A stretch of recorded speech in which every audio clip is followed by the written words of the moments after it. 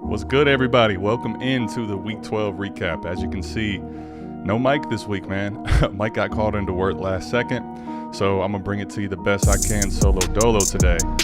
Crazy week, man. It's been a crazy week, and we're going to get into as many games as we can. The Cleveland Browns. Check it out, man. Cleveland Browns with the dub. You said it was over, but it ain't over, man. We're going to start off with Nick Chubb, none other than Nick Chubb, getting the Cleveland Browns a W versus the Tampa Bay Buccaneers. Kevin Stefanski great at scripting an opening drive, and then the rest of the game was kind of shitty. We got lucky to win 23-17. Nick Chubb, man, really good at football. Dude is just really good at football. Great performance out of him. Shane says hello. What's going on, Shane? Go live. He needs it injected into him, Dynasty Alex says. What's going on, everybody?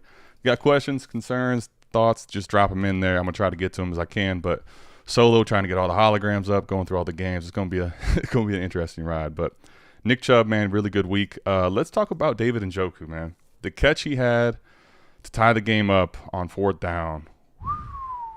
One-handed, left-handed. That was a hell of a catch. Zach, you got to start him, man. Week in and week out. You got to start him. I think David Njoku, you just got to roll with the punches as they're going to be. If you don't have an elite option at tight end, roll out David Njoku. He's going to be just fine. Amari Cooper, man, had another really good week as well. 7 catches, 94 yards. We get Watson back now. Man, I'll fire up all the Browns with Watson back. Very interested to see how this goes next week. They get Houston. But when we get to the other side of the ball, man, when we talk the Tampa Bay Buccaneers, first of all, let's acknowledge Rachaad White had a nice little game. Probably not as good as you were maybe hoping for. He didn't really gash the Browns, right? 14 carries, 64 yards. Good game from him. Good, not great, I would say. What's going on? Barry's in the building. We got a bunch of people in the building. What's going on, y'all? And Rachaad White had a good game. He had a bunch of catches, though. I think that was the one thing that we're really excited for with Rachaad White, and 9 catches, 45 yards, plus 14 on the ground for 64. It's a good day for him. So we'll see how Leonard Fournette comes back if he does. But Rachaad White, it's not a terrible game, although it was a really good matchup. And let's talk about where we were wrong, man. Mike and I were wrong. He has not had a good year, really, if you look overall. And he shredded the Browns. Had a touchdown, 110 yards, 12 catches. So give Godwin his props. Really, though, outside of that, nothing else on the Bucs that was exciting. Mike Evans, 2 catches, 31 yards, very pedestrian. Browns get a win. That's the main thing from that game. Godwin had a good game, so he's got life. That's the main thing you're going to want there is seeing from those guys. So I see here, all right, so let me get to this comment. Somebody put it in here. Patty Mills says Josh Jacobs, geez. All right, so we'll skip ahead to that game. Josh Jacobs, man, what a day for this kid. Let me pull up the final stat box here for the Raiders game because Josh Jacobs went off, man. Dude went off. Let's see here. So box score, he had 33 carries, 229 yards for 2 touchdowns. Obviously, that last one was a huge run to win the game. But, man, Josh Jacobs got to feel really good having his shares right now. Let me get him up on the screen because that was a hell of a game from Josh Jacobs. Very interesting to see him do that. Devontae Adams, not a great game, but 7 catches, 74 yards. I think he's a weekly start. Derek Carr, he had a good game. He had 3 touchdowns. Obviously, the touchdown there with Jacobs at the end is just insane. And he also was their leading receiver too. So not just 229 yards on the ground, not just the 2 scores there, but 74 receiving yards on 6 catches. Man, if this dude doesn't get hurt, feels like Josh Jacobs has a chance to win people some leagues. Devontae Adams was like I said, a good game, not a great game. 7 catches, 74 yards. You'll take that, but probably hoping for more there. Let's talk about on the other side of the ball real quick. Kenneth Walker, man. Whew, not good. This is the first time that I saw him really like boxed up on the ground. 14 carries, 26 yards. He did have the 2 scores, which like will help save his day. But man, 14 carries, 26 yards. I think he had 1 catch. Yeah, 1 catch for 13 yards. This is where Kenneth Walker, I think, was getting a little ahead of himself. And I love Kenneth Walker, so did Mike. But, man, Kenneth Walker with only this game today, this is getting scary for me with Kenneth Walker. He's going to get the work, but if teams start to really key in on him, Geno Smith had a great day today, right? Well, fantasy-wise, I should say. He didn't have a great game for himself. He did have the pick. DK Metcalf, 11 catches, 90 yards was nice to see. Lockett had 3 catches and a touchdown. But Kenneth Walker really helps make this offense go. And when he's boxed up like that, it's going to be interesting to see how he finishes out the rest of his year. So let's see if there's any other comments in here. What games do you guys want to get to, man? Go ahead and talk to me because I'm trying to run this thing solo. What do we got here? As long as he's getting TDs, it's fine. Yeah, I mean, he's getting touchdowns, but if he doesn't have touchdowns, I mean, you think about what his day is worth. 26 yards, so you're talking 2.6 points. Plus, if you're in PPR, 1 catch for 13. You're talking like 4 points. So I'm not worried about Kenneth Walker long term. I just think we were maybe a little ahead of ourselves with what his value was. Yeah, here we go. Dynasty Alex. Hype train came to a screeching halt today. Yeah, no doubt. No doubt about that one. Let's see. All right. So Jacobs just won somebody his matchup. Ross McMillan, what's going on? Glad to hear that. I'm sure if that won you the matchup, seeing him run at the end there, that was dope to see. Hell of a game from Josh Jacobs, man. Had I not made the thumbnail earlier, he's absolutely on it. Stud performance from him. Speaking of other really good performances, let's go to the Bengals game here. So T. Higgins, great performance for Cincinnati. He had 7 catches, 115 yards, and a score. Really good game from him. Joe Burrow was, 270, touchdown through the air. Nothing all that great. In this game, really the main thing to talk about is going to be T. Higgins. Samaje Perine did have a score. It was okay in his role. He had 4 catches for like 30 yards. He had the touchdown, which saved his day, but T. Higgins is the main person to focus on in this game. We did see Treylon Burks have 4 for 70. He got the fumble recovery touchdown, so that was kind of crazy. So Treylon Burks, I think stock's starting to rise on him. We did a mock draft on Tuesday where people were in the chat. Some of you guys were saying you want Treylon Burks as wide receiver 1 in this class. I think that's still a little rich, but obviously it's arrow up for him. My wide receiver 1 in the class today, Garrett Wilson, had a really nice game. Speaking of nice games, man, Mike White, what is going on with Zach Wilson? I don't know if this is going to be a permanent change or not, but, man, this is crazy. Mike White goes for 3 touchdowns, 315, only 6 incompletions. Garrett Wilson has 95, 2 touchdowns. We got an Elijah Moore sighting, 64 yards, 2 and a touchdown for him, only on 2 catches. But there is life for Elijah Moore on your best ball teams. It was good to see, man.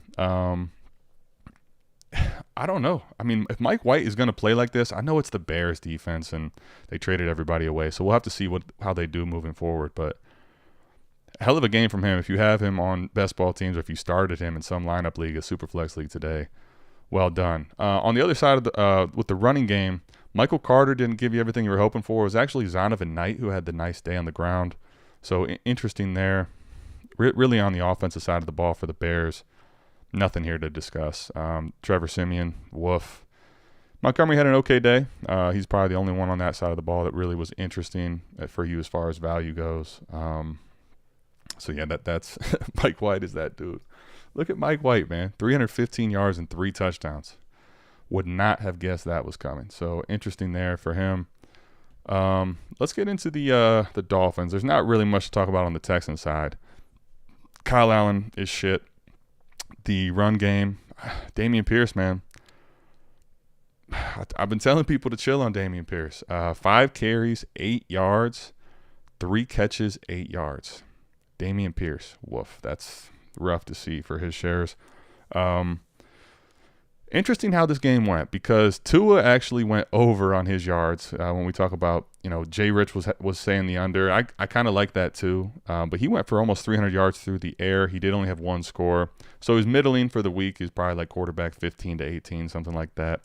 But when I look at, what was interesting, Jeff Wilson, who we thought was going to have this great day, his day was saved by a touchdown. 13 carries, 39 yards against a defense that's been gashed all year. But once again, what's good in Miami is Tua, and obviously why is because Tyreek Hill and as well Jalen Waddle, they both had 5 catches, 6 catches, but same yardage of 85 yards. The offense goes as these guys go, man. Jeff Wilson's going to be good for best ball rosters. He's someone you want to fire up here and there, but 39 yards versus the Texans, by no means is he going to be an auto start for you. So if you were getting excited about him, not saying you can't still have him or he's not still good, but it's Jeff Wilson, so it's not going to completely change your entire team. But, yeah, I mean, Waddle, and then obviously with Tyreek Hill up there and Jalen Waddle, these are the 2 guys that run everything as well as Tua throwing the football. So that's what we know in the Miami game. All right, so let's talk about the an interesting one, man, because Kyler Murray has a decent game in his first one back from injury. The game was very tight with the Chargers and the Cardinals. Kyler Murray had a good fantasy game, 2 touchdowns, 191 yards through the air, 18 for 29, so not super accurate. James Conner had a hell of a day, but Kyler did score on the ground, 50 yards on the ground, so hamstring didn't look too terrible. Nuke Hopkins is, that's what the offense is going to be run through. It's him and Kyler, man, and obviously James Conner. But when you talk the passing game, it's DeAndre Hopkins. I know Hollywood, I think, had like 6 catches, but very pedestrian day. Was worried about starting him in his first game back. He probably going to start getting more snaps and playing better as the season goes along, but this is Nuke's show, man, there in Arizona. When you talk about the Chargers, it was interesting to watch them. Herbert's really good, man. Doesn't matter what the weapons are. Like, I know that he's not the elite option that you probably wanted for some people in points per game department, but he's really good. It's Justin Herbert. And Austin Eckler, 11 catches. 11 catches, man? Like, that's crazy. 11 catches and a touchdown. Didn't do shit on the ground, but doesn't matter if you're getting 11 catches for 60 and a touchdown. Austin Eckler is going to help a lot of people in the fantasy championships and in their playoffs if he's healthy. He's really good for fantasy purposes. Keenan Allen, kind of a disappointing day outside of just getting in the end zone, 5 catches, 49 yards. But, I don't know. If you have Herbert and you weren't able to trade him, I don't think I'm panicking. I know it's the Cardinals defense, but I don't really want to sell Herbert light just because you're worried about the points per game. We saw some other games. Let's get to Lamar here. Lamar had a great game on the ground. He had like 80 yards or something like that on the ground. 89 yards on 14 carries. But through the air, man, it was 250, 50% completion. Mark Andrews only 50 yards. He was outproduced today by Josh Oliver. I don't know, man. This passing game is not ideal. They end up losing to the Jaguars, which was not ideal for them. I think they still have a very good chance to lock up the division, but to lose this game to Jacksonville, they shouldn't have done that. Interestingly, on the Jacksonville side, T-Law had a very good game today, but some crazy performances for Jermichael Hasty on the ground was pedestrian, but had 5 catches for 67 and a touchdown. Zay Jones went off. Shout out to all the Zay Jones lovers out there, man. I know Zach is one of those. He went off today, 11 for 145. Hell of a game from him. Kind of a letdown for Christian Kirk. But Travis Etienne is the one that I think got to see what happens, man. He only took 2 carries, 3 yards, got hurt. I don't know if anyone's in the chat knows what they've said. I'm not sure what's going on with the injury for Travis Etienne. Hopefully it's nothing serious. Let's see. Mahomes is that dude, and so is Pacheco. Yeah, I wasn't even going to touch on that game a whole lot, to be honest with you. The Rams are terrible. There's nothing to talk about on the Rams. But Juju had a good game. Let's see. I'll pull up the box log for that game. So with the Chiefs, Patrick Mahomes is really good. Travis Kelce's he demands so much attention that it really helps a lot of people for the Chiefs. But Mahomes, 320 yards, a touchdown. Pacheco had a touchdown on the ground today. 22 carries. If he's going to get the featured work, you got to fire him up weekly. So exciting to see that for him. Sky Moore was a little more involved today with 5 catches, but still only 36 yards. Juju had 38 yards. Travis Kelce, was a couple good catches for Marquez Valdes-Scantling, but yeah, the only touchdowns were for Travis Kelce in the air, Pacheco on the ground, and then Mahomes obviously threw the one. So they're good, but man, the Rams, like right now, when I look at the Rams, there is nobody on this team I want to start at all. Like there's no one I want to start. Akers 8 for 37. Perkins was their leading rusher, 9 for 44. If he's playing quarterback, forget it, man. 29 yards for all the receivers is just absolute dog shit. Just absolute dog shit. So the Rams, man, I don't even know with Matthew Pafford in there if it changes anything. Maybe a little more upside, but it is fucking gross. It's hard to even watch them play because they're just that bad. Let's see. What other games we want to talk about? Any other players you guys want to talk about? Everyone in the chat, let me know who you want to talk about or if there's somebody I missed or somebody you want me to get back to here. Let's see here. Oh, let me get to this guy, man. DJ Moore has life with Sammy Darnold. Let's go. DJ Moore, what a great performance from him. Went over 100 yards. It's good to see that, man. They are still not very good. They beat the hapless Denver Broncos. Like Russell Wilson. This is Carolina's defense. 142 yards and a touchdown. Like that's all he gave you. Latavius Murray did get 92 on the ground. Sutton had an okay day. That's what Sutton's going to do. 6 to 8 catches for roughly 100 yards. He didn't get in the end zone today. But Deontay Foreman, this guy's so hot and cold. It's so hard to predict what he's going to do. 24 carries for 113. But DJ Moore with 4 catches, 103 yards, and a touchdown, man. Good to see that with DJ Moore. 6 targets. So you probably still don't feel great because the volume's not all that awesome. Darnold only threw the ball 19 times today, but DJ Moore had a really good game. So it was nice to see that out of him. Really nothing else from that game to talk about. I think I've kind of touched on all the games for the most part here. If there's anyone else you want me to kind of discuss or talk about, happy to talk about anybody you want me to. Let's see. Yeah, no Mike today. He got called. So Jay, he got called in last second to work. He didn't even realize he was on call, so he called me like 30 minutes before the show started. Said he had to go into work. I tried to get someone to fill his shoes, but it was too late in the day. We only had a half hour, so doing it solo today. The Barry says, "Yo, fuck DJM, man. He's never in my lineup when he's good. That's why you got to play best ball. Best ball. You get the good of DJ Moore, and when he's bad, you just let him be on the bench. I know it's frustrating as hell. He can't be trusted. Even still, like I said, there's only 19 pass attempts for Sam Darnold, so it's hard to trust him. I know he's frustrating in lineup leagues. Castle Black, yeah. Russ's cheeks, dude. I don't know. I've never seen somebody evaporate this quickly. I don't think he's horrible. Like I didn't even want to watch most of that game because you just had Foreman running the football. There's nothing. Foreman and Murray were the two outside of DJ Moore. Like people getting the ball all the time. It's just the game was horrible. Russ is ass cheeks. There's no doubt there. Dude, all right, Dynasty Alex. Let's go ahead and do it, man. I wasn't even going to get there. But, yeah, Gibson, Ron Rivera, I don't understand it. Last week, everybody was all, okay, fire up B-Rob. And what happens? Antonio Gibson gets all the work. This week, now it's Brian Robinson, 18 carries, and Gibson gets 9.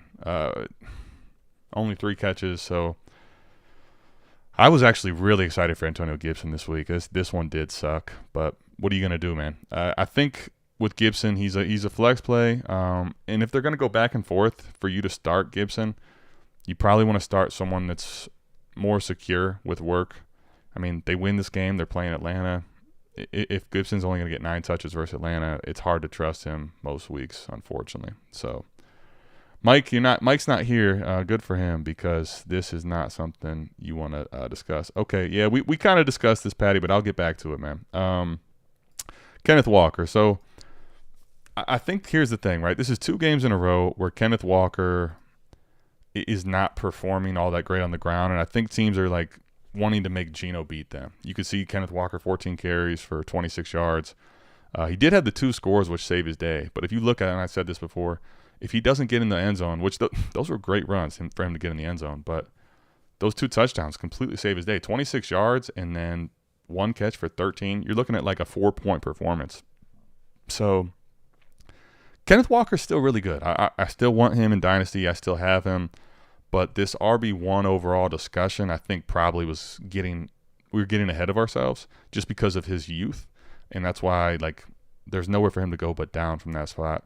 I like Kenneth Walker, man, but you got to understand, I think there's going to be games like this still to come. So, yeah, Jay says, I would love to hear his thoughts on B-Rob. I would have too, man. I think that's why he went into work, actually. I don't think work even needed him. I think he just didn't want to get to the whole Gibson shit. But, hey, what are you going to do? Who do you feel better about rest of the season? Let me see Wyatt real quick. Who do you feel better about rest of the season? Pacheco, Pollard, or Singletary? It's a good question. Part of me wants to say Pollard because of how much they've been using him, even with Zeke back. Pacheco, I'll say this, though. If he's going to get 22 carries in that offense, if they're going to actually give him the bell cow type usage, I feel best about him just because I think that's the best offense. And I think that he has the most opportunity to really take the most with that. I think Singletary is a good option too. Buffalo's a great scoring offense as well. But if you made me rank them, I'd say Pacheco by a hair, then Pollard, then Singletary. If you have Pollard over Pacheco, I don't blame you at all. I'm only saying that today though. Like, if Pacheco's not going to get all this work, then it's Pollard by a mile. So if I'm seeing Pacheco get 22 carries though, that's exciting to see. ETN said I'll be straight for next week. Hope you're right. Hope he's right, man, because we need him on our contenders, man. I have enough ETN shares that it would not be pretty. He hurt me today in a couple of best ball teams. Let's see. Michael Carter ankle sprain. Not sure the severity. Yeah, he got hurt. I mean, I don't know the way that the other guys were running the ball they were looking just fine. So, whether that was Ty Johnson or Zonovan Knight. So, be interested to see what happens with Michael Carter. Mike White's the story for the Jets for me today, though, man. 315 through the air, only 6 incompletions. That's crazy. Bam Knight, baby. Yeah, Bam Knight was killing it. Appreciate that, Barry. Yeah, smash the like button if you guys are here. Trying to run this one solo. A little difficult trying to get all the holograms up and get all this out with no assist. Yeah, so Mike says that's true. At least he didn't hurt the Liz Frank. I mean, yeah, well, that would have sucked if he had a Liz Frank injury again. I don't even want to think about that. I'm gonna get this off the screen just for bad juju. How much fab we spending on Knight? Great question. I hadn't even thought about this yet. I got to get to thinking about that. Listen, if he's gonna be the main runner, and if Michael Carter set to miss time, I think this late in the season, man, you got to put. I'd be fine because in Dynasty, it's so hard to find guys that are really worth it this late in the year. I'd be fine spending 30% or more on him, man. If you need the help at running back, go ahead and get him. He's kind of going to be one of these like RB2, RB3 types that you could plug in if Michael Carter's not going to be playing. So go ahead and spend up to go get him if you need it. 11-0, listening to y'all all year. Wyatt, appreciate the love, dude. Lost Cup, Javante, Brees, Lance, Michael Thomas, and Bateman. Y'all are the best. Thank you. Yeah, man, happy to hear that. Well, happy to hear that you're 11-0. Not happy to hear you got all those injuries, but listen, man, I don't have a single team that's not dealing with fucking terrible injuries. I have one best ball team that I think has 8 guys that were out this week, and that's after like shedding everybody that was not worth rostering. So it's getting grim out here, man. Did you touch on T-Law's performance and the game-winning drive and 2-point conversion? So I talked about it briefly. Listen, he was really good. I think the one thing, so it's concerning for me to see Lamar that struggled on through the air. Andrews only 4 catches for 50 yards. Josh Oliver outperformed him. And Lamar did everything fantasy-wise really on the ground with the 89 rushing yards. But T-Law at the end of the game, man, he's been up and down this season. That's the one thing that's been hard for me with T-Law is like I love the talent. I have him in a bunch of places. But, you know, he's been outshined a lot recently with Fields, and he started poorly, had a couple good games, and then now back to this where he had a great game. So it was an awesome game from him versus Baltimore. I'm excited for T-Law. Zay Jones, 11 catches for 145. Christian Kirk, I would have expected for 321 yards. Like if you would have told me 321 coming from T-Law, I would have expected that Christian Kirk had a better game than 4 catches for 46. But Zay Jones killed it. And JaMychal Hasty, man, well, Etienne was out with 5 catches for 67 and a touchdown. That was interesting. I think T-Law still is going to be around the same, though. Right in that top 12-ish mix because the landscape's so bad. I'd like to see it more consistently from him, but it was really good to see the game-winning drive and 2-point conversion when you needed it. Yeah, that's a great point. Wyatt brings up a great point. Next year with Ridley there, as long as he's not going to be injured and is performing like we've seen in the past, him and Kirk, and then we'll see what else they do in the offseason. Could be big for those guys, man. Very interested to see how that goes. I love T-Law, though, man. T-Law's been up and down, but would hope to see. Let's see this. All right, so 50% of your remaining budget, I said, know your league. Maybe 25%, know your league. Yeah. I mean, I think 30% or more. If you need to go get them and you know that people are going to bid up, like Barry's saying, if you want to go to 50, that's fine.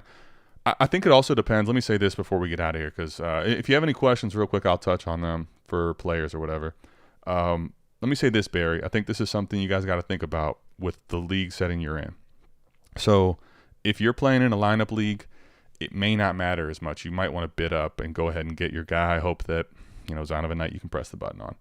But the problem is in best ball, every single week there's guys I want and there's guys that pop up because of injury. So in best ball, I like to try to save a decent amount of my clip for the playoffs, because if you have the hammer versus other people, you can basically dictate getting the guys you want in the fantasy playoffs.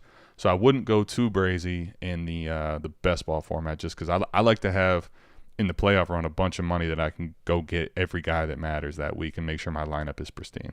So yeah, somewhere between. I'm comfortably bidding 30%. If you have to go higher to get him in your lineup league, do it. I don't think we can handle another. Yeah, fucking Andy Dalton, man. Like I don't know how much better Jameis is though, but it's gotta be better.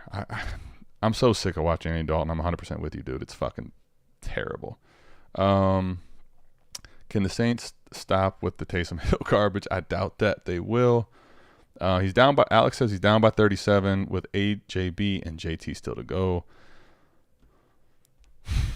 That's a lot of points, man.